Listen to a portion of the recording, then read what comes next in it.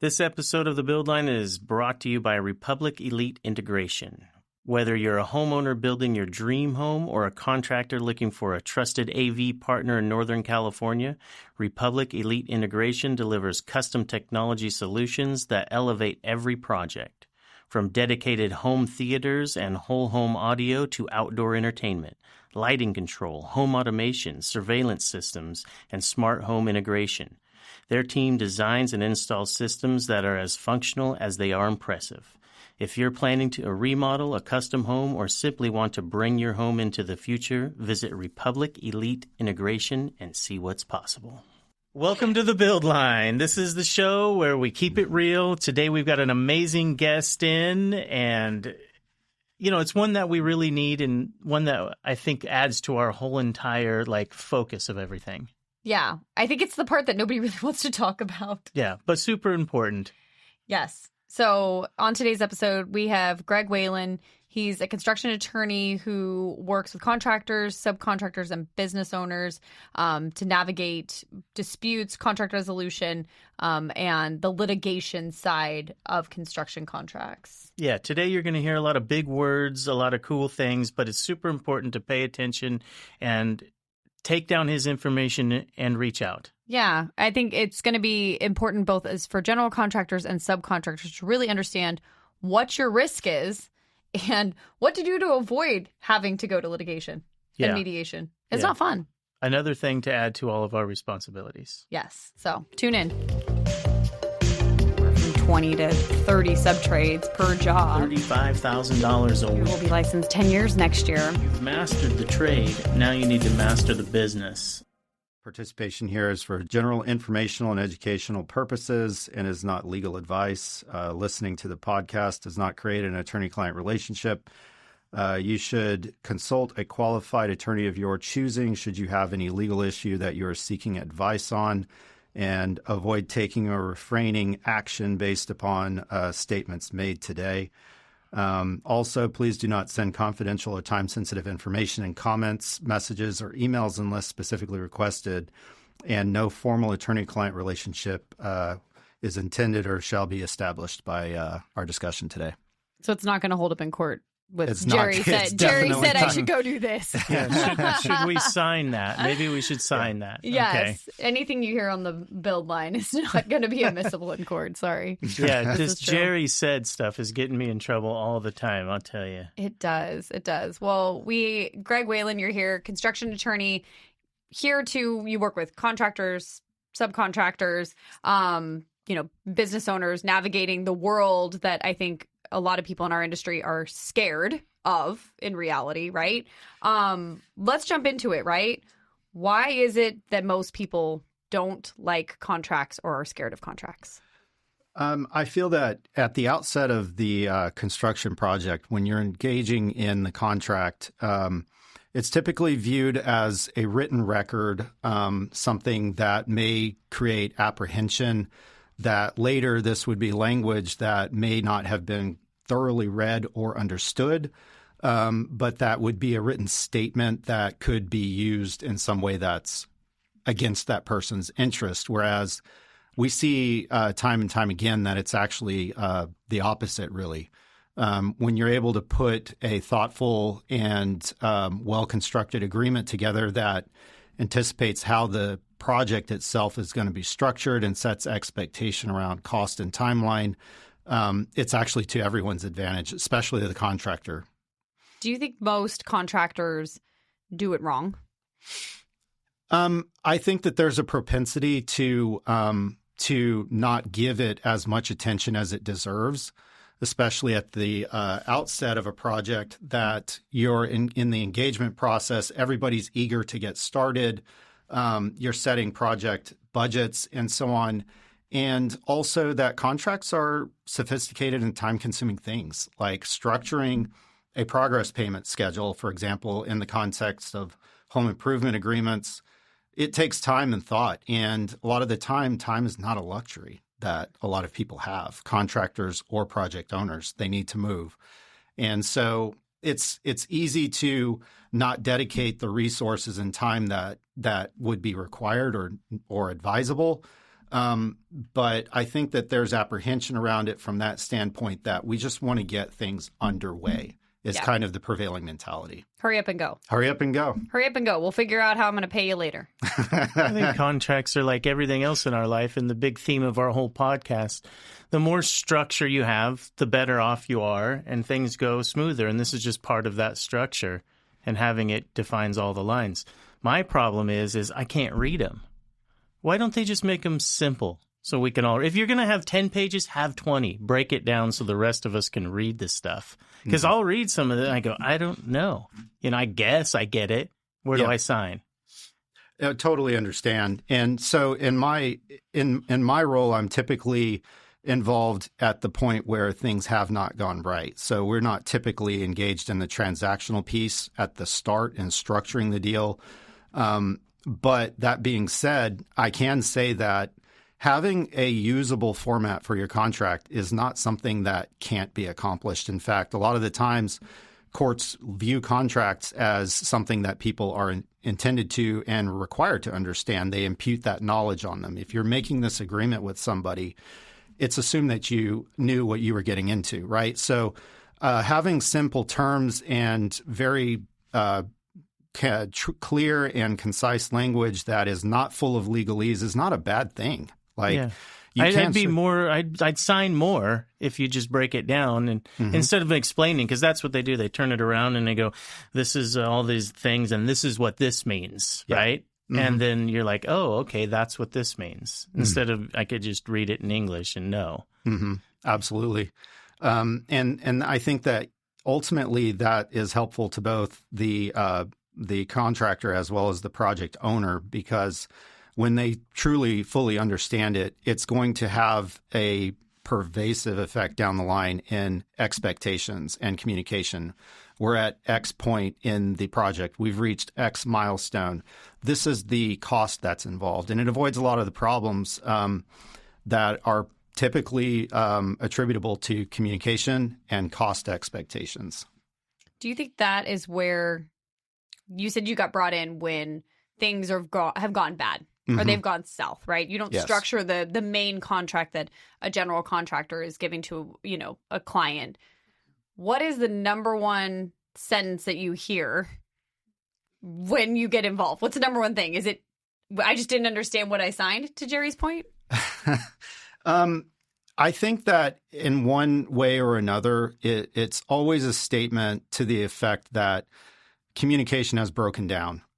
You typically will see some chain of communication in some way where the project owner's expectations about where the project should be and why X cost was introduced, perhaps through a change order, or one of the things that is something to avoid very with effort is non-written change orders. Obviously, they're required by law in a lot of contexts, and especially home improvement contracts versus new build construction, which is distinguishable.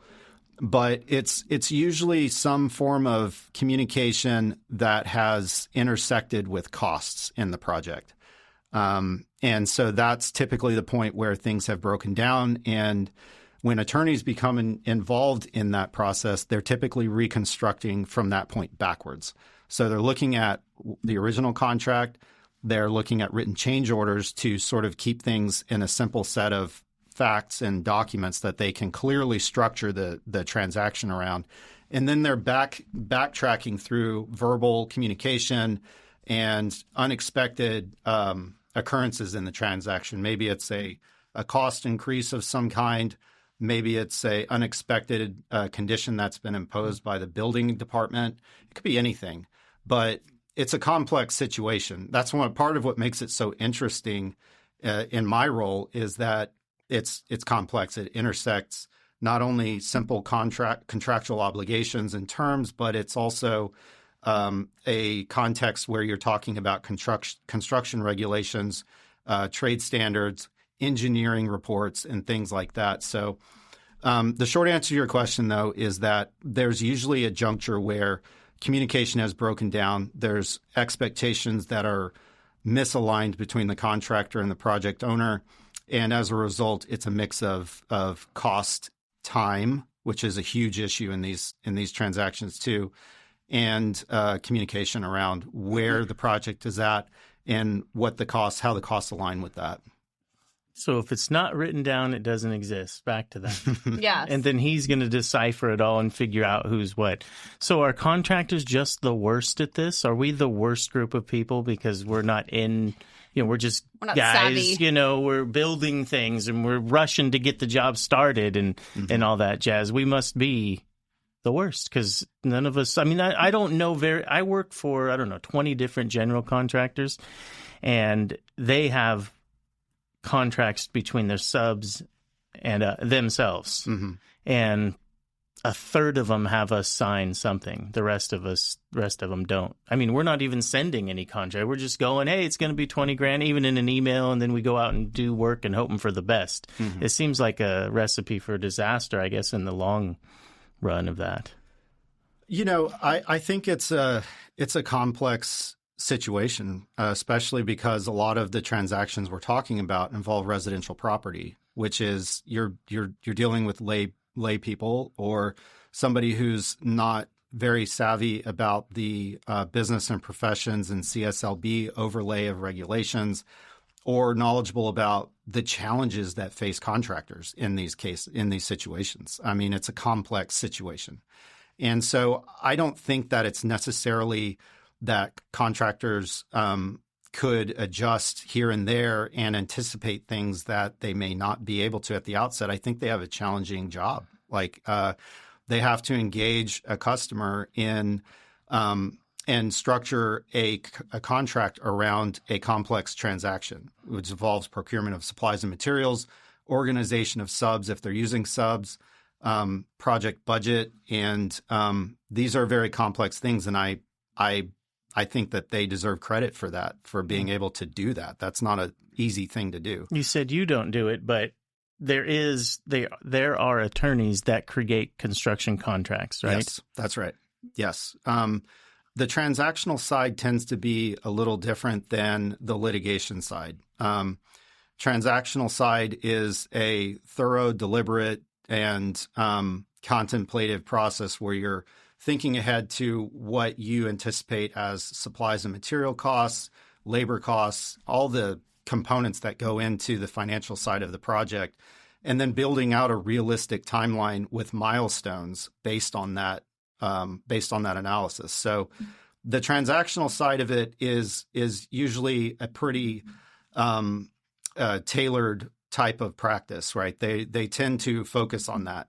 Versus and that's not universal. Like there are some firms and attorneys who will do both, but in practice it tends to be kind of one or the other, is my experience. Mm-hmm. I think it's interesting hearing you say that you have to have those milestones and those schedules and those things lined out, because we meet with homeowners every day. And I can't tell you how many people sit in our conference room and tell us about a project that they did before. And they never got that before they started. They didn't know when they needed to make payments. They didn't have any of that. Mm-hmm. And most of the time, it usually then follows up with, it was a terrible experience. We'd never call that guy again. It was horrible. We're looking for something better. Mm-hmm. And that's what we've built our business on and our reputation. And it's wild when I hear that. And I hear you say that because that's required from the legal side. Yeah. It's crazy because that is not the norm and that's not the standard. Do you think that homeowners are just not aware that that those are requirements, that they need to protect themselves? I think that it's sort of a product of the level of service that you bring to the table. And you'll encounter that in different contexts too. Like our approach to litigation is going to differ from other law firms' approach to the litigation, and I hear that a lot as well. Mm-hmm. So I think that it ultimately is a matter of what is the level of service that you bring to this, and in the contractor world, it's a really interesting and rewarding experience, I can imagine, because you're materializing somebody's vision of how they wanted something to be in the most important setting for them, which is their home. Yeah. And so bringing your standards into that equation, not just with regulatory oversight and compliance and contract terms, but how you deliver their set their expectations and deliver that project to them in a way that they can understand, and that is ultimately going to most likely bring about the outcome that they want. I think that has a lot to do, and there's a lot of credit to the contractor who's doing that and delivering that. That's their vision. That's the way they wanted their firm or company to work. And so I'm not surprised that if it's different standards may be out there, different experiences may be out there. I think that's just more or less a credit to the company that's performing the service. So Heather, what do you use for construction management software? Of course, Jerry, we use Buildertrend. You know that. All the alerts, all the notifications. But it's where the portal is for our subs, our clients to really go and learn everything about the job. We always tell clients that is the hub of information between your daily logs, scope changes, cost increases, how do I pay my invoices, all of those parts, pieces. The client is in that portal, can access all the information they need on their project, but also our subtrades. Our subtrades can know what's going on, view daily logs, figure out if we really making the schedule up, are we actually getting stuff done out there, pictures in real time. Yeah, and for those of you that don't know, if your general contractor has Buildertrend, your subtrades get free access to it. Correct. And it's got all the information that we need to access projects if entered in properly by you guys. I love Buildertrend. I love being part of it. I think everybody should have it. Yeah. So if you don't already, check it out, buildertrend.com. I don't have any contracts. You have none. But you've signed a subtrade agreement. Like we have a subtrade agreement with all of our subs. What if I sign it a different name? What, like not? Does that hold up in court? You've like a fictitious? You're like, this is not Jerry's company? Like, I just signed Jeff Smith instead of Jerry on your subcontractor agreement. Ooh, that's a good question. What happens then? Then there's no proof. Well, you can take me to court. It wasn't me. It was Jeff Smith. You're falsifying documents now. I mean, like now we're in a different kind of corner. Yeah, we're talking. I'm contractor talk. There's those guys. Well, without giving any legal advice on that issue. No more advice. All right. Yeah, okay. The capacity that you're entering into the contract matters a lot. Obviously, it's ultimately whose name is on the project and who the obligations run to, the rights and obligations, and it trickles down into subcontracts and everybody engaged on the project. So, well, think about this. So here, this is a general contractor. They get 50, 60 estimates from subcontractors to do the job, right? To build the house. They just send estimates to Steve, and then we all go out and do the work. That's not a contract, right? So when he says, well, it was in my estimate or it wasn't in my estimate, like, should we as subcontractors be sending an actual contract to the general for every job that we do? Like an actual 3-pager? Well, I think that it's just as important to the subs as the primary contract that it be structured in a way that you believe that project milestones and costs are achievable, that they are fair and adequate, because ultimately the way that the obligations run, it's going to impact the project as a whole. It's going to impact the subcontractors' ability to reach payment goals on that and affect their work. So it's the whole transaction is kind of, you have to look at it as a whole, even though the subcontractors piece. So that's what you're for there, to kind of break that apart and get to the bottom of it. Yes. Yeah. But like we issue POs in Buildertrend, and so we'll send you a PO. And so my team now, what we've developed is we have the terms of what you're going to go do, whatever scope it is you're completing. Typically, we'll have however many calendar days you need to complete the work included in that. And we'll include a copy of whatever you've sent us as your estimate, whether that is in an email or you actually sent us an actual estimate that quantifies all your scope and your pricing and those kind of things. My team now, we've implemented that you have to approve your PO before you go on site. Right. Because that's acknowledging that you said that I am going to go do this. It's going to take me 12 days and I'm going to do it for X amount of dollars. Mm-hmm. And then you're acknowledging that, because then if it comes back to your point of now we need to go fight about it, or we are not meeting my expectation, why never prove that PO? I don't know. I don't know what to tell you. Right? Like, it protects both parties. You're acknowledging it. I'm saying that this is what we're going to go do. I've married to this scope with the client, and now I've outsourced it to you. You need to go do it for that. I'll do it. I'll do it. I know you always do. But Anyway. You don't it push back feels on like it. every contract that I read, each of them say you're paying for it. No, you're paying. Everyone at the end says, "Well, you're paying for any if you come after me." Litigation. And, it's like everybody's almost says all the same stuff in different ways. Indemnify. Right? Yeah. It's all your fault if you have to complain. Yeah. And for the GC, ultimately they're responsible for the project. And so the way that they structure their deals with subcontractors is incredibly important. It's not just for the project as a whole, but also if something were to go wrong, there has to be some way of involvement of the subcontractor in that process. And so for the GC to manage the project, that's a part of what they are looking for in the deal, is to have subcontracts that spell out rights and obligations, indemnification clauses, some way to have accountability in any alternative dispute resolution. So can we back up? Let's go to indemnification. Yes. Let's define that word first. I would say for the audience, give a just for me. Yes, or just for Jerry. I was trying to be nice. God, you sold yourself, John River, there. So explain to us in plain English, right? Indemnification. There he goes again. This is what I was talking about with these words. I know. I'm helping you out here.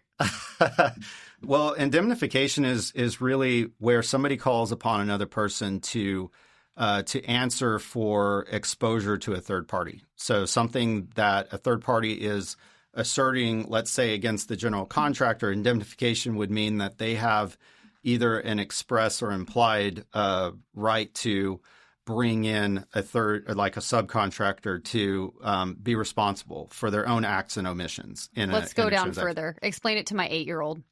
So let's say that if you are working on a project, you subcontract to a roofing contractor, they install some form of membrane or the tiles incorrectly, and the issue is called out during the project. Well, the general contractor has direct contract to the project owner. They have an agreement with the owner of the structure, right, to perform the bigger picture, the whole project, right? Mm-hmm. If that issue comes up and the owner is saying, well, prime contractor, you have an obligation to deliver us this project, be free of defects, be performed in a workmanlike manner. And they say, oh, well, we had subcontracted that out to the subcontractor. Well, having some form of indemnification or way of bringing that subcontractor into that to say, yes, we installed the roof. That was our responsibility. There's an oversight here. We can make it right. That is where the general contractor is saying, we need you to come in and indemnify us for this. This was your responsibility. We need for you to step in and take responsibility, make it right. That's what's happening. So you're basically ponying up to your warranty is what it is. Yeah, and you're putting in a product that you're going to stand by. That's right. So if you have an indemnification clause, if it goes back to your sub-trade agreement, right, it's basically that you're going to stand by your work. That's right. Fair? Very simple. Yes. Got it? Yeah. You're up to speed now? I've indemnified. You're indemnifying yourself. Jerry's going to go back and read all his sub-trade agreements now of what he signed up for. Figure that out. So, and I think that's very important, sitting in the seat of a general contractor. Those indemnification clauses are so important that your sub-trades are signing those, because that is why you're hiring them. Unless you're self-performing it yourself, you need to be able to pass on your warranty, and you need to hold that sub-trade responsible. And I think maybe then that needs to be clear in what is covered under warranty then. That's a different clause. Yeah.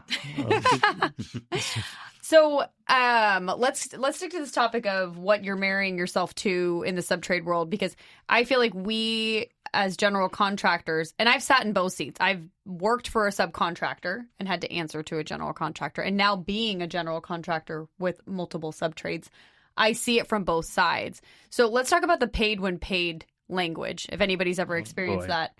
Jerry, you're a sub. Yeah. How do you feel about paid when paid? I think it's ridiculous. Why is that? Because, okay, I come and do the work.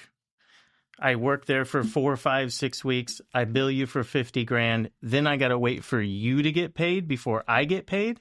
I already paid all my guys and financed everything. I already played bank. You never get to play bank? That's bullshit. Yeah.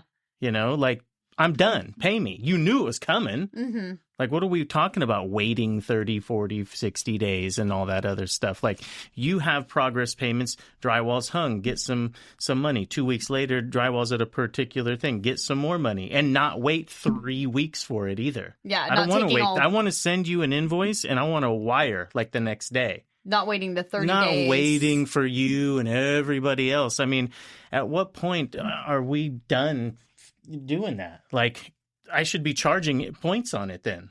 You would think, right? You know, this is bullshit. I've been doing it my whole life, and that's what goes on. And it's just irritating to death to hear, well, I haven't got paid yet. I'm waiting on a check from the bank.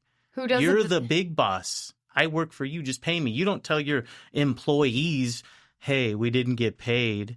You're going to have to wait another week. Yeah. It's bullshit. Who does it the best? Who pays you the quickest?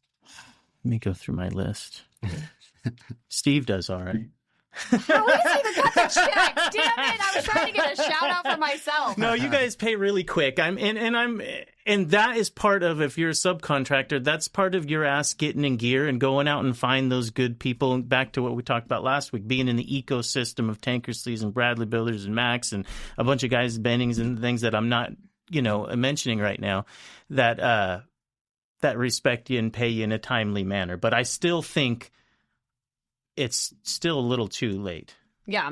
I think it's a hard piece to walk as the general contractor in a paid when paid language, especially if there's a lender involved. That's really hard because you have to hang the rock. You have to have an inspection. They have to verify you hung all of it. Did you tape? Did you not? We're only going to give you 20% of that line item. Mm-hmm. It's a fine dance that we have to make. If it's not a lender, then I think you as the GC need to be a little you need to front load that a little bit. You need to help protect your subs when it comes to that. Lending situation is very hard. That's a hard one for us. And it sort of illustrates the complexity from the GC standpoint of structuring the transaction not only with the project owner but with their subs. Yeah. And from the subcontractor standpoint, it's a matter of negotiation. Yeah, and setting that expectation. Like if we have a lender, I always try to help the subs of, hey, I'm going for a lending inspection. I'm not going to be able to pay you for the rock that's hung, but I can pay you for the rock that's on site. Make sure it's on site by Wednesday, and I'll include you some material dollars to get you going. And so I always try to have those conversations to look out for my subs and making sure that if we need to get an inspection and get it there, we get it on site and viewed so we can get money released. And I think that's a hard line, but if you're doing it right and you're a good general contractor, you're helping your subs out and you aren't waiting for, that 30, 60, 90, however long it takes for lending. Just reading a text. I was going to try to read it, but there's too much stuff that would get me sued if I do. But It was a question to a general contractor via text. Hey, do you have a pay schedule? Is it every other Friday? Is it a week from the Friday that I invoice it? Blah, blah, blah, blah, all these things. And they pretty much wrote me back saying, no, we don't have a schedule. And, when they pay, we'll pay. And if it's a bank loan, we got to wait for that and all this. Now, this company's been in business 15 years or more, and that's the text that I got back. It's kind of like, no. Did you ask him? Why aren't you doing it better? Can we get that written down? I'll have no work if I start bullying people around like that. Oh, sorry. I get to just be the bully. I'm sorry. I'm the GC. I get to be the bully. Yeah, it's like this fine, weird line of walking and dancing with all you guys. And it's just like, dude, I did everything I said. You told me to be there the 24th. I was there. I finished. I did it. Did good job. You liked it. Yeah. Just pay me like within a week. Yeah. And why are we writing checks in 2026? Oh, sorry. I hate fraud, so I write checks. Just wire it. Like that could save 6 days or more sometimes. The mail is slow. The weekends are there. Some people are paying pretty on QuickBooks and it's nice, but nobody's doing a $60,000 transfer through QuickBooks for me. Well, I think you have to acknowledge that both the prime and subcontractor in any large scale project, they're kind of investing their time and resources into it. And for the sub, understanding and knowing who the general contractor is, and trusting that, this is a predictable project that's going to run according to schedule, and because you're devoting your staff and resources into this project. And for the GC, also keeping timelines, there's an interreliance, and you have to be a cohesive team when you approach the project. And I think that a lot of that does get addressed in the contract, and that's why it's probably a case-by-case basis where you're structuring your transaction around the finance and project timeline. And for the sub, it's having clear expectations about what you're doing, what the timeline and scope of that is, and the payment aspects of it as well. I mean, it's something that is negotiated, and there's really significant. There's no negotiation. They just say what's going to happen. And if it doesn't, You're then the it bully. doesn't happen. Yeah. It's not like this Yeah. is what we do and take it or leave it. We'll just get somebody else. Mm-hmm. So Yeah. we have to live our life based upon their kind of like Dictatorship. Yeah, that's what's going on. Benevolent Exactly. dictatorship. I know. Yeah, sorry. And then meanwhile, try to ask me to give them a discount too. You were a little high. Can you come We down got to on beat this? you up on your price, and I'm not going to pay you for 30 days. Yes, fuck, It's dude. fine. I know. Man, you live a hard life. It's a hard Cash- life. I was about cash to say, flow yeah. is Hey, king. I will forward you the calls from the homeowner at 8 o'clock at night, okay? That's your trade-off right there. Yeah. That's what happens. We all have our problems. I don't feel Yeah. bad because when 100 years ago, I put a nail in a pipe that I'm working on one of their jobs, but they didn't have a nail plate. But Steve went out on like a Saturday and had to tear the sheetrock off and figure it out and everything. So, Yeah. I got him back on that. Yeah, exactly. And now the standard is that how far is this job and do I want to go there on a Saturday? That's always how it goes. Let's talk about insurance requirements because we get some pushback on that from subcontractors. Really? We're sticklers about it. That's weird. In our company, when you get brought on board as a subcontractor, and when you are a subcontractor for us, we have a whole packet that goes out to you. You get your sub-trade agreement. We need your W-9. We need your insurance. We need to be named as additionally insured. The dollar amounts that are behind that. And sometimes, and we keep those up to date. We monitor them. Again, plug for Builder Trend. It'll tell us like, hey, within 30 days, this Jerry's workers' comp's going to be, up for renewal. It'll prompt you. It'll send you annoying it's messages. continuously, yeah. So we manage that. We're always making sure that we're covered on that. Let's talk about why that's important. Why that's important as general contractors to have your subs name you as additionally insured and what that means in the realm of protection if something should happen. Good one. Absolutely. The immediate place where this really starts to come out is when there's been some issue identified that the parties are then sort of seeing if there's a resolution that can be brought to it, right? And so for the general contractor, they have that direct contract with the project owner. But for the subs, getting them aligned and involved on the solution to that problem can be complicated. This especially comes out in pre-suit mediation and other dialogue that happens before things move on to the next step, which is litigation. If the matter can be resolved, if you can find a resolution for it, obviously it's highly beneficial to figure that out early on. And when insurance is engaged in that process, it makes it a lot easier.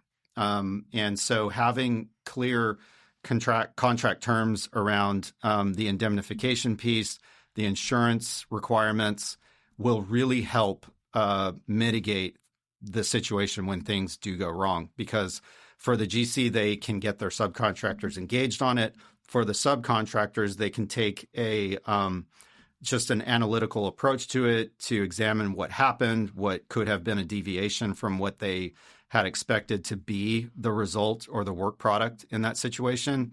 And the insurance can come in and help bring the case to some kind of resolution, not only from the financial standpoint, but it really helps keep the property or keep the parties sort of engaged in constructive dialogue on that versus the finger pointing thing. Yeah, so everybody's together then on it. We're all in. I mean, that's how. So if let's give an example. I do a job with her. Something goes wrong. I didn't have them additionally insured. I'm almost like I can just step back at that point. But is that right? I would say that it actually helps you engage in it better because if they're additionally insured, yes. But if they're not, then that's your fault. That's your problem. Every situation is different, but there's probably a greater propensity.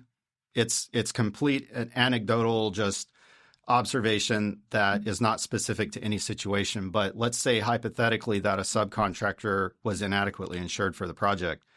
And they're balancing priorities, and they have to confront the issues right then and there and participate in a solution versus, say, for example, we don't fully believe that this was our fault. A lot of the time causation is not fully figured out at the outset of a dispute. Like you're bringing in engineers and consultants in construction, and they're sort of forensically looking at the situation, deciding whose fault it was.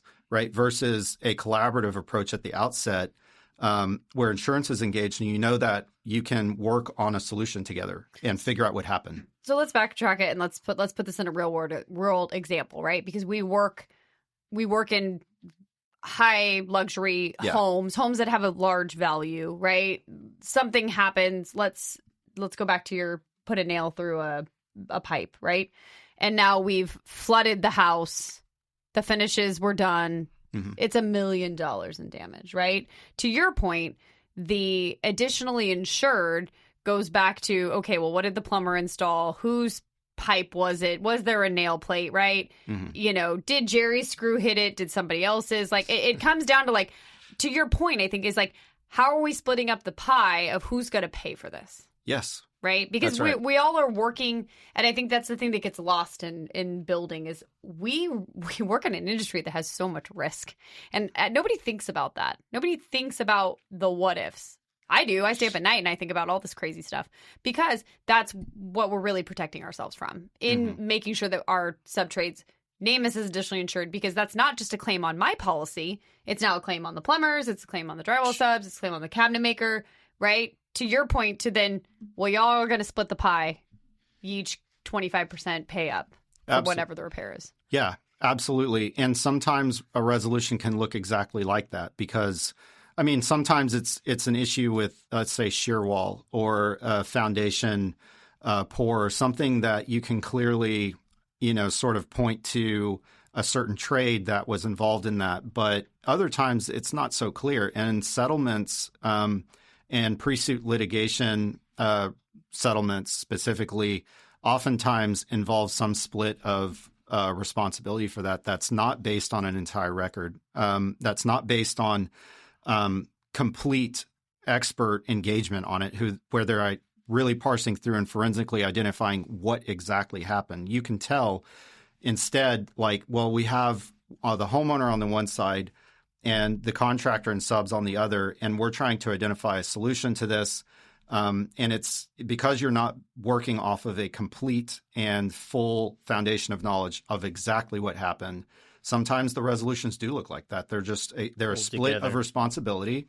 You settle it and you move on, and versus being involved in protracted litigation involving several parties in the case. Right, the construction defect is known to involve many parties, sometimes most of the trades on the job. And so it helps with that piece, right? Because that's hard to do if somebody is not really covered thoroughly under indemnification provisions that identify responsibility, insurance provisions. That can make it more likely that the case is going to move on through a contentious litigation process if that can't be resolved at the outset. And it's usually involved, again, with imperfect knowledge, and you're splitting some kind of responsibility for it. And we're just talking about, I mean, at this point, what you're describing is a defect from like workmanship. I mean, we're not even talking about workers' comp. We're not talking about automobile if there's an accident in that manner. I mean, this is a risky industry. It is. Right? It is very risky. And I think people think that they can just chat GPT a contract. Here we go. I'm protected. Let's get started. Let's go. And that's really what you could ask word on the street. That's what it is. It's fine. I got it covered. Right? Yeah. How many people are digging in that you actually have workers' comp? I dig in. I know. Do you have workers' comp? Mm-hmm. And that's a question we get all the time. And I think especially as a general contractor, we hear about all these people, right? I've shared it before. We've had a workers' comp audit. We got money back on a workers' comp audit. I've never heard that happen because we've actually employ our employees and we pay that. But are you actually covered for your employees? If there's an accident, what does that look like? What do we have on record? And so my big thing is that, and maybe this is a general statement, somebody told us this one time, the bigger your contract is, the longer you've been in business and probably the more things you've been exposed to. Well, that's just life. Like he's saying, it's just, you got to have the right contracts, the right insurance. And then we go back to everything we always talk about with the structure of your business. Got to have all the systems in place. And this is part of that system. I mean, even if you're getting started, would your advice be that you at least need to invest the basics of hire somebody to write your contract and actually manage that? Even if you're using a standardized contract, yes, absolutely. A lot of problems arise because there are outdated contracts or they are not specifically tailored to a project. And there's nuances in the law that govern what provisions need to be in there depending on the scope of that project. Is it a home improvement contract? Is it new construction? There's a whole lot that goes into that, and having an attorney engaged in that process can mitigate your risk a lot because, Heather, you're right. Like, these are incredibly complex things, especially from the GC standpoint. You're operating a company. First of all, you have regulatory, employment-based compliance and insurance requirements and things like that. Then you're engaging a homeowner on a project and partnering with them to help them understand how to reach their goals and showing them what that can look like and working with them to, sort of mold that to what they envisioned. And then on top of that, you're structuring the transaction involving not just potentially subcontractors, but vendors and suppliers who are providing materials and supplies. It's incredibly complex. Yeah, that's right. So yes, and even especially under home improvement contracts where you have BNP 7159 compliance issues regarding change orders, progress payments, and other contract terms that have to be there, it's definitely something that is easy to recommend having counsel engaged, at least if you're going to use your contract repeatedly, to have that somewhat, periodically checked in on. Yeah. And, yeah. BNP 7159. Have that in there. Did you write that down? Well, we talked about the liabilities and the BNPs, but we haven't went on the bad actors, the slippery Petes, the people that are actually out there trying to screw somebody. That's for real, right? I mean, there's people that are up to no good. So you got to be contractual. You're saying from the homeowner, like the homeowner needs to protect themselves, or? Well, all of us, right? So that's what it's kind of about. We're coming into this relationship just kind of on meeting for a little bit for 5 hours. So maybe we should be protected in case Heather's just really good at sales and then she tries to get me or, something, right? Because there's those guys, the CSLB sends out like those newsletters. Oh, like don't. It's like, oh, we caught another one that, took 50,000 from grandma and, didn't. Oh, we got all of our ADU characters and all that other stuff, right? I have a great example. And it's funny because my stepdad, right? They know our business. They've, Steve and I have been doing this for a long time. And he was having some dry rot repair done on his dad's house. We don't do that work. We gave him a couple references. He hired somebody we don't really know or have any relationship with. And so we're casually having dinner and he goes, hey, they haven't started out there yet, but they're asking us for a progress payment.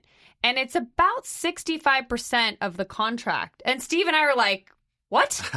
Yeah. It's like, no. Oh, by the way, that guy you recommended. Yes. He's probably Yeah. waiting to get paid from some From other general some other guy. contractor. And it was interesting because it came up. And I'm like, absolutely not. Like, no, they can't do that. And it was funny because I gave him the exact language to ask of like, oh, well, is that in the terms of our contract that, you're requiring this material deposit? And what in the state of California, how much you allowed to pre-bill before you start work on site?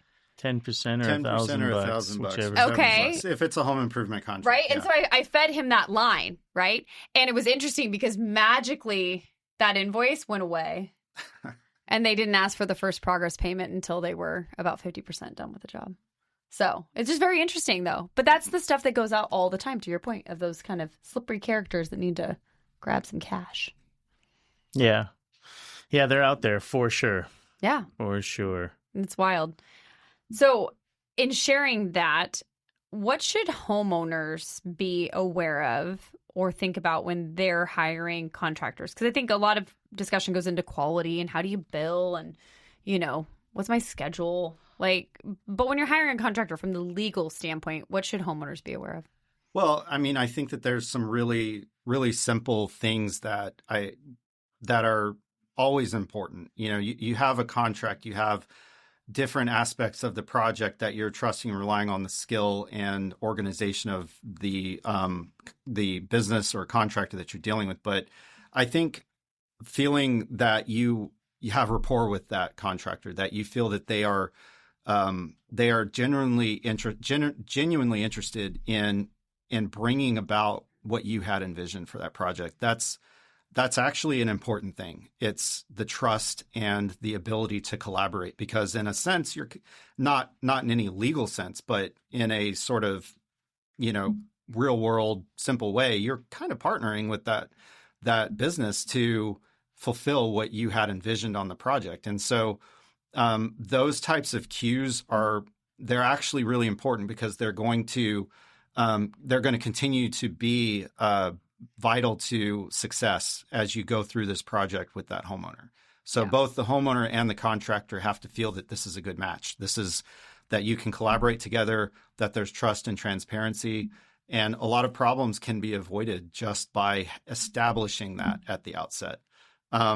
They want to look for transparency and that they understand the ins and outs of the project, its time, its cost, what the end result is expected to be, and at least have understanding and a meeting of minds on those, core simple things that ultimately sort of trickle down and inform everything else that happens, right? So there's just basic things like that I think even somebody who doesn't necessarily know what the Business and Professions Code says or what the business and trade costs of a project are, there's very simple cues that homeowners and contractors can look for to know that, hey, we feel confident in this. Mm-hmm. And they should have the contract broken down and read to them in English. Which is not, I don't believe that that's a legal requirement, but yes, that is absolutely important. And so, having that ability to sit and discuss, like, what is this really going to look like? And your contractor shouldn't scare from that.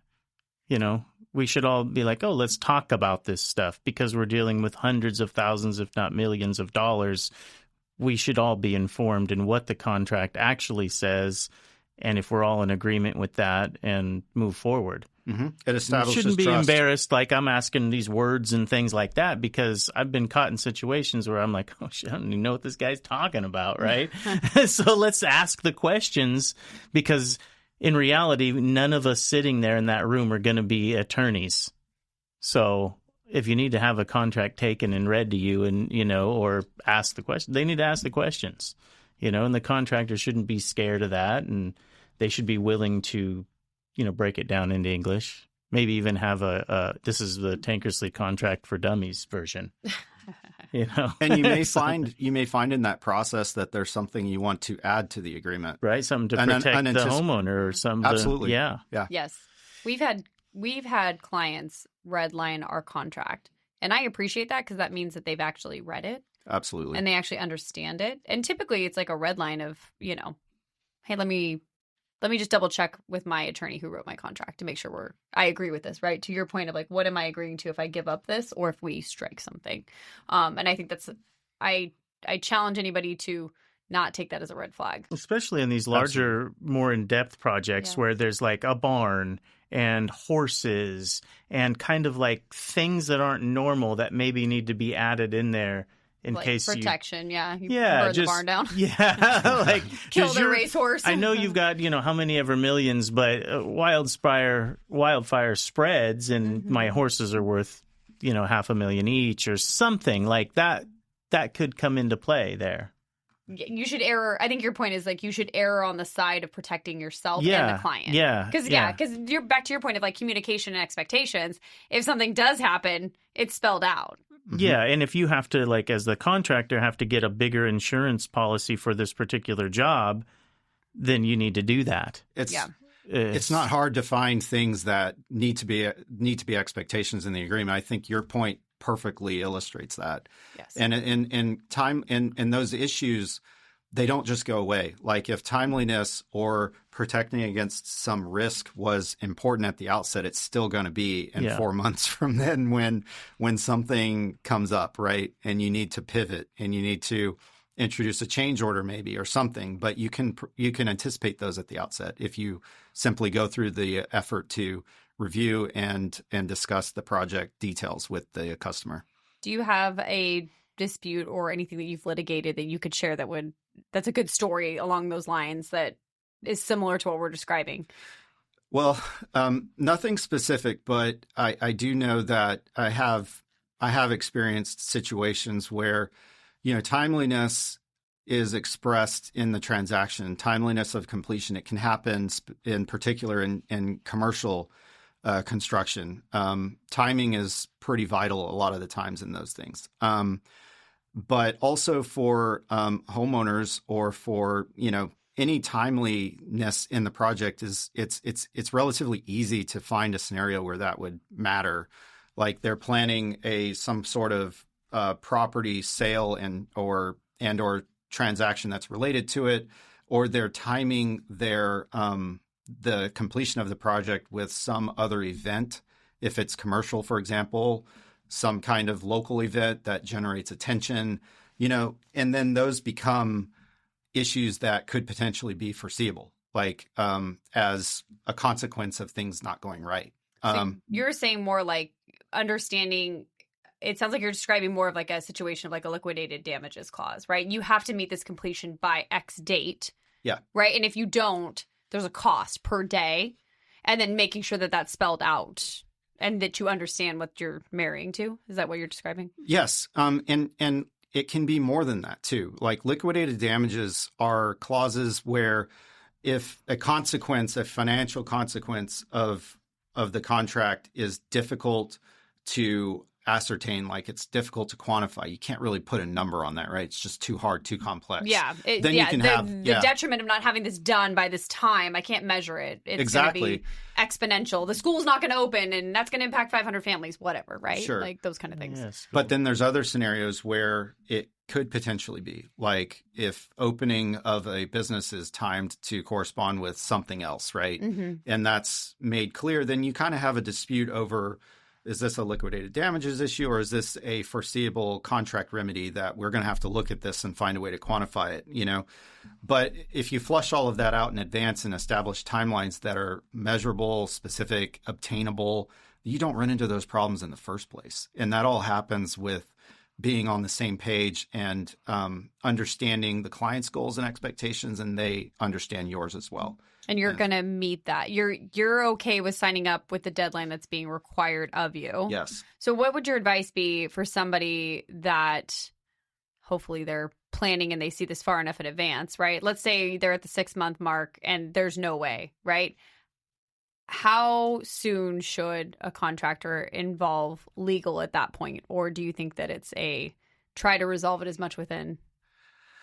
Well, I mean, I think being proactive about issues like that are pretty important. And that can also mean perhaps like consulting with legal counsel to examine it and say, hey, not just from a exposure standpoint, but also from a mitigation and solution standpoint. Moving forward, establishing that versus just plowing ahead. We're going to make it, and then getting to the end and being like, we're not going to, right? Yeah. Optimism again.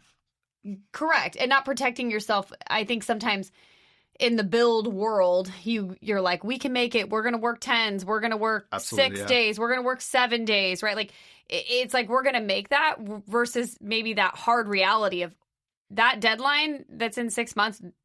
We're just going to call it. We're not going to make it. What are we going to do to protect ourselves? And I think people lose sight of that sometimes. There's some ego involved. We can just speed it up. We can go better. Yes. And that ego ends up hurting you. It does. Later versus just admitting the problem when you saw it. Yes, it does. Ego a lot of the time comes into play, not just in the interactions with the client or customer, but also in the ADR process and pre-suit litigation process, right? Addressing the problems fairly, being transparent, and setting ego aside in it to sort of examine things balanced and fairly, and finding a solution is key. And ego really has no part in that. And so should you say you crash and burn, and there's at least some consideration, let's say to your point, if you go to mediation, you have to litigate, right? That, hey, I did identify the problem way back when, and we tried to get to some resolution. It just didn't play out. That is in your favor. I think sometimes that gets lost. Would you say? I'd say so, yes. Ultimately, I think that if you're both engaged in trying to find solutions and a best path forward, it's only going to help in the long run. Like if you have that discussion, if you try to find ways to compromise, it's sure. I mean, it's kind of uncomfortable to engage in a discussion, setting aside ego, examining what happened, what may have been there may be some degree of fault in it or not, but having that conversation ultimately is going to serve you in the long run, in my view, a lot of the times. And documenting it.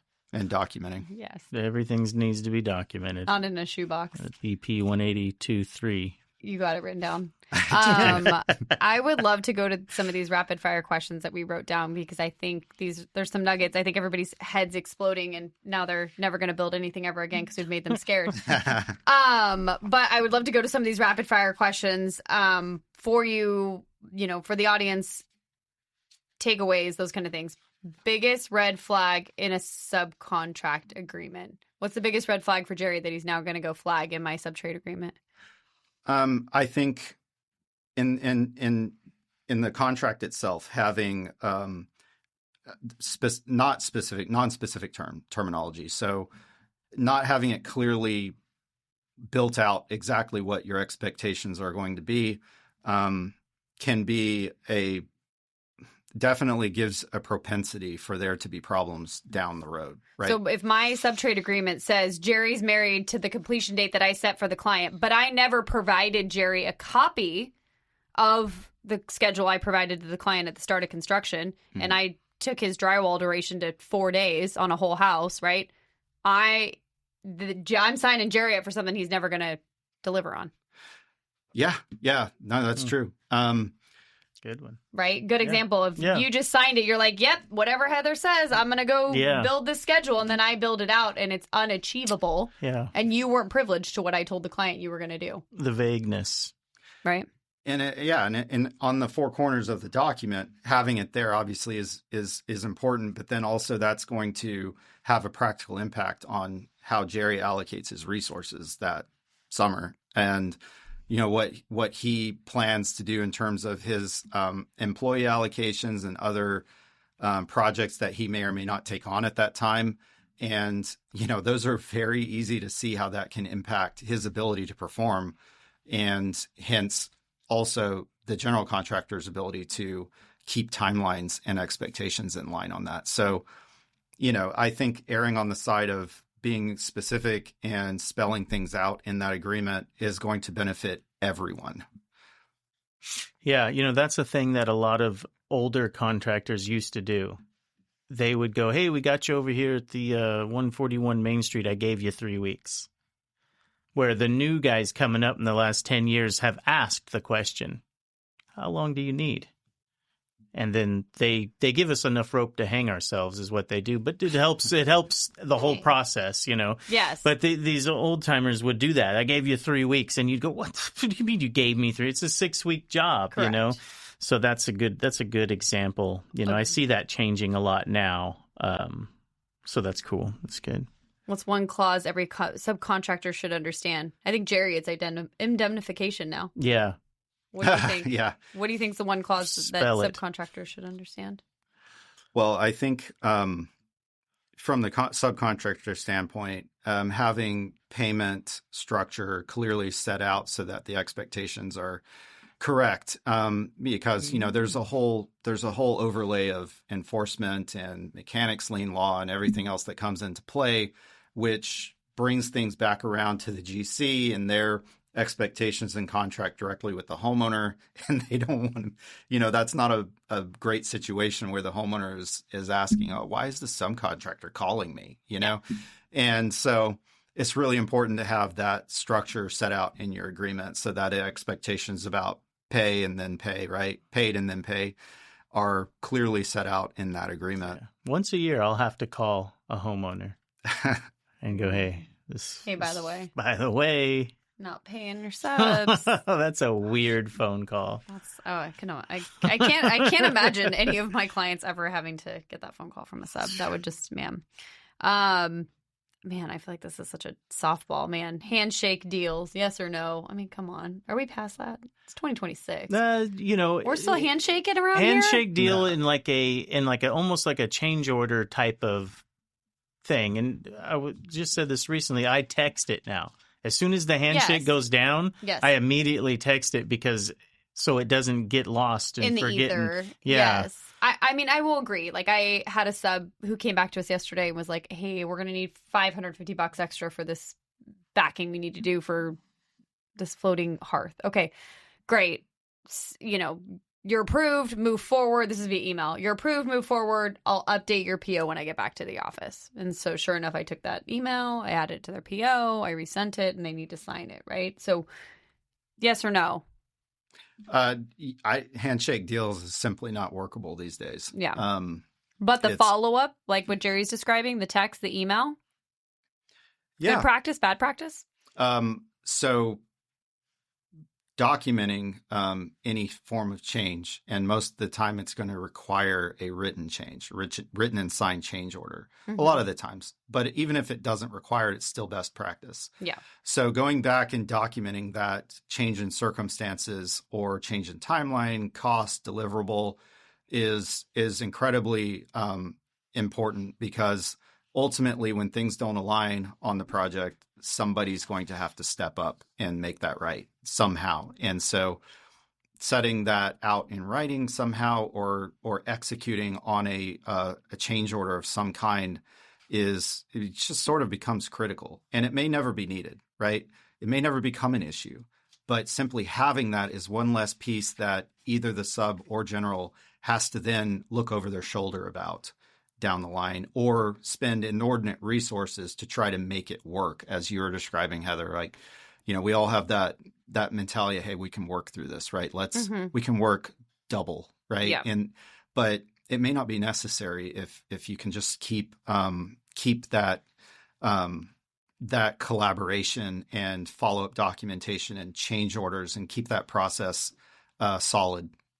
Yeah. It goes back to, I think, your point of like expectation and changes. And one of the things we started doing for clients that they didn't get the bigger picture when they would do a change order, for example, we would put the impact of scheduled days in the change order. I like that. You've added X amount of work. Your schedule impact is now 5 additional construction days to your contract. And we started adding that to change orders because the clients were seeing the finish line move, but they weren't putting 2 and 2 together of, I just added $100,000 in work.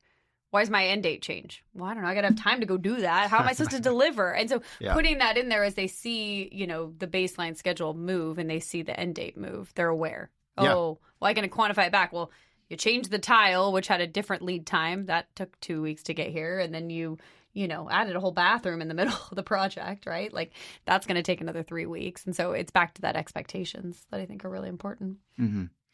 And how frequently would you say, I mean, the large scale projects that you're doing, there has to be adjustments and changes along the way, either due to some inspection or unforeseen contingency in the transaction, or what probably frequently happens is a customer wants to change some aspect of it. They've seen something on Pinterest and there needs to be an adjustment. And I'm sure that's something you encounter all the time. We do. And I have a whole what to expect before we start construction. And that's one of the things that we say, right? You are allowed to change your mind. That is okay. But you then have to allow me to adjust the schedule to your now new expectation. Right? Because I built your schedule based off of this job that we signed a contract for. But then you added or changed this scope. So now I need to be given the opportunity to change that. And if it's a whole new activity that gets added to the schedule, that's now we've got to go demo something else. We got to do something. We'll put it in there. We'll put like change order 9, demo half bath or something, right? Like we'll start plopping those schedule activities in so then they can very tangibly see like, oh, that was 2 days here. That was 3 days there. Yeah. So well, that's excellent management. Yeah. Of the project. We have to, because again, it goes back to what did you promise? And did you deliver that? So what do you think is the most dangerous phrase that contractors say that can get them in trouble from a legal standpoint? Pick your favorite. Yeah. Okay. So it would have to be somewhere where costs and expectations sort of cross paths. So it'd be learning about the possibility of something that may not go according to plan and then saying, oh, that's okay. We can take care of it down the line, right? We'll handle that later, right? Because problems don't really go away. They might take time to manifest, but I think it's better to approach issues like that with the belief, at least, that this is actually significant, first of all, and this is something that will manifest later. And go ahead and address it at that time. So I think that delaying problem solving to later can be one of the things that ultimately results in something perhaps even worse happening down the line. So in our world, that would be more along the lines of client sees a problem, let's say foundation, or stem wall, right? Let's go with the basic, right? They bring it up to the contractor. Oh, it's fine. We're going to fix that, or it's fine. It'll be fine, right? And then now they've built the whole structure, and maybe there's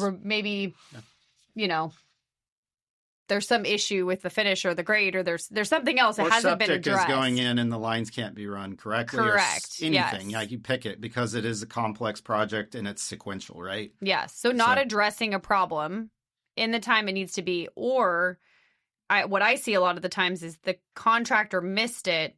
We need to fix it, but I don't want to fix it right now, or I don't want to make the sausage in front of you. I don't want you to see that I messed up. So I'm just going to do it later, right? But then they end up getting kind of a hack product, or the fix is kind of shoddy, right? But then that gives the client then recourse to be like, well, I brought that up to you 6 months ago, and then now I can't put my pool there because you put something else in the way or something, right? Yeah. Yeah. And then that could end up being, even if the end result is, hypothetically call it sound workaround, or maybe not, but either way, you do face then some sort of claim or confrontation from the project owner that there's a departure from trade standards or a departure from contract documents, which were designed by an engineer or an architect, right? Yeah. And so, it's definitely better to use the examples that you were to sort of address those at the time. Yeah. If you're going to deviate, document it and why, right? And make sure it's signed off of beforehand. Or if there's a problem that or maybe you just missed it and you deviated from some piece or detail. Be a man. Yeah. Step up and fix it then. Yeah. Right. And if that means that you're tearing out the slab, you're tearing out the slab. Yeah. Right. Better to do it now than later. And I think that, and I think back on some of these, we get so many stories and we get so many things that people will share with us when they figure out what Steve and I do and what line of work we're in. And what I hear a lot of the time, though, is that, to your point, there's problems. They get brought up and it never really gets addressed at that time, right? Or the client's asked to settle, And then they have this lingering like, oh, that just wasn't done the way I thought it was going to. Or I ended up having to I ended up having to sue my contractor because they screwed up on I've heard that so many times. Like, they did all this stuff. It was so beautiful. And then there was this thing right over there, and now they're suing somebody. Yeah, because it didn't end up being, because they couldn't put their pool in because the leach lines are now in the wrong spot. Exactly. But did another $600,000 worth of work perfect. Yeah. But didn't address that. Yeah. And it's a year and a half down the road. I think that goes to the next question is the biggest mistake that GCs make, and I think we're segueing into that. It's a hard job. It really is, because you're managing so many moving parts. But addressing those issues when they arise is definitely, I think, being proactive it has got to be a quality that will, in the long run, mitigate exposure, reduce its frequency that things go wrong, and it is a lot to maintain and manage, like, mentally, right? You're juggling so many pieces, but go ahead and address that thing, right? That issue that came up. Go ahead and have the team in place to know when to stop. I was just going to say that happens too, is like all these things are happening. There's all these people involved. Yes. And people kind of push it under the rug and kind of like, it's okay, but we got to get the drywaller in there. Yeah. Like, let's just stop. Yes. Because for us in residential, nobody's really going to say, they did a shitty job, but they really finished on time. Nobody's ever going to say. They're going to say, this house came out great. I'm happy. So I see that a lot in our world is nobody wants to stop when there's a problem. They want to like fix it on the fly or just kind of figure out a way to invent days. Yes. But I think that's hard. That's a hard place to be at. And I will say, I don't think we were as good at that when we first started. And I will say in the last 3 years, we've gotten a lot better at that. And we've done that. We've done a hard stop. I could think of a job perfectly. Actually, we got signed up to do a kitchen remodel for a client, and we were just going to modify the cabinets, and we were going to do new countertops and a tile backsplash. And we got going on the job, and come to find out they didn't really like how the modification samples were coming out, didn't really like the cabinets. Then we took out this one section of this little portion of the wall that was coming out, and then the client was like, actually, I want to take out this whole wall here and have you put a whole beam in, and we want to make this now a big great room. And we're like, whoa, okay. The designer had to redraw. We had to then get a different cabinet maker on board. We had to then frame in some new walls. We had a whole new scope for drywall. And I remember having to tell the client, we need to stop. I need to redo the whole schedule. I need to rewrite POs. I need to prices. I mean, it was like, at the time, this was like almost 5 years ago now. I think it was like $160,000 change on a job that was only like $150,000. So it doubled the contract value. And I remember saying, we're going to stop. And the client got kind of mad. She was like, well, we're supposed to be done. I'm like, you literally just changed the entire project. And we did. We regrouped for 3 weeks, and then we went back in. We had a whole schedule. Okay, we're going to be done. It's going to be 2.5 months, and we're done here. And they were very happy, and it was great afterwards. But it took being okay with saying stop. Yeah, it's hard. I see it in you guys because I'm at the stage. My job is right at the stage where you're closing up everything. And everyone's anxious. And they're anxious and they got to get paid. There's like a draw right around my time. And everybody just wants to get me in there because then they can it's kind of like all subs after that. And they're going to have 3 or 4 of them in there. So I'll see it and I've learned to just relax because I know if I push, they'll let me in. So now I just go, hey, cool, take it easy. Don't matter. I won't come tomorrow. I'll come on Friday. Take your couple days. But do you think that is also then, I think for us, we look at it as like, hey, that's a few more things that we can just triple check. So I'm not cutting into Jerry's drywall later and having you fix. I've pushed and then I've been then like, you're oh, screwed on God, the back yeah. end. So I think that for subs that are listening, you need to chill out. And they don't show up. Another thing I got to gripe about these guys is, because I hear it from you guys a lot, is they don't show up to the job and communicate until the day before they're about to start. You ever get that? Today, it's like you're not there. Yeah, dude, come by a week before, see what's going on. Give these people, because they're schedule hungry, right? Say, hey, no, you need a couple more days. I'm fine. A week ahead of time instead of the day before. But yeah, that's a whole different story. Yeah, I think that's true. But yeah, everybody needs to be cool because shit happens. Yeah, and being okay with saying stop. Yeah. I really think no that's means hard. no. That's in a different context. That's a different attorney, Jerry. Stop means Jesus. stop. Stop means stop. We're in construction, Jerry. Good Not Lord. my bailiwick. Yeah. No. Good Lord. Wrong attorney. So what do you think that there's one thing, I think the big overarching piece I would take away after listening to this episode is I would send my contract to go get reviewed. What's your advice to anybody who's listened to it, made it the whole hour through here? What would be your advice to anybody? I would say that taking the time to really plan and structure the project at the outset, it's kind of the measure twice, cut once rule, that you've really structured it out, set the expectations, and set things on the right course with the client. It takes time. It's kind of it's a point in the whole transaction and project that, everybody wants to get moving. They want to get going and get started. But taking the time to really be careful in that is going to avoid a lot of problems down the line. So in order to avoid having to call you and to have you litigate, it starts in the beginning. It does. Set the expectation, right? Make sure your client understands what they're getting. Have a clean contract so that you can avoid then having to. Yeah, he's been heavy on somebody. relationships and communication this whole time. Yeah. Seems like that's the theme of it. Just be clear. Have a good relationship.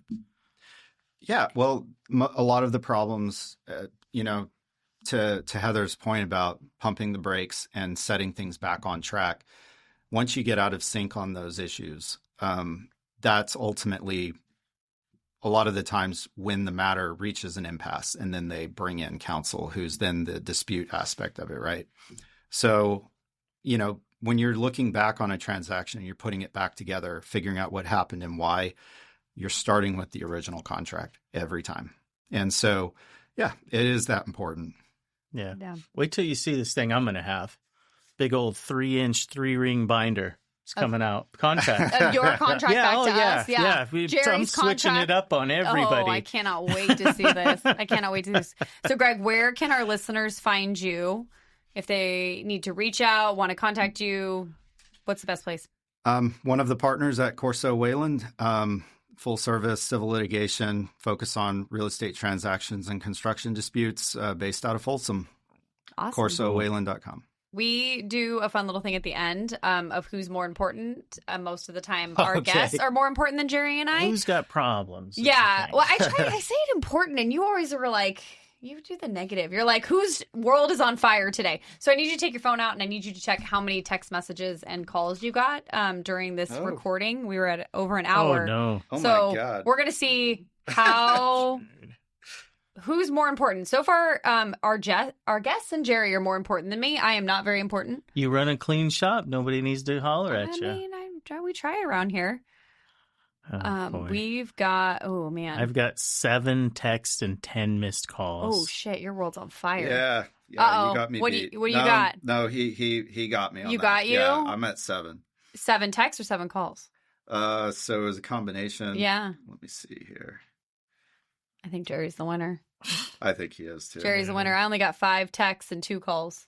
Sucks. Man, you're going to fly out of here now.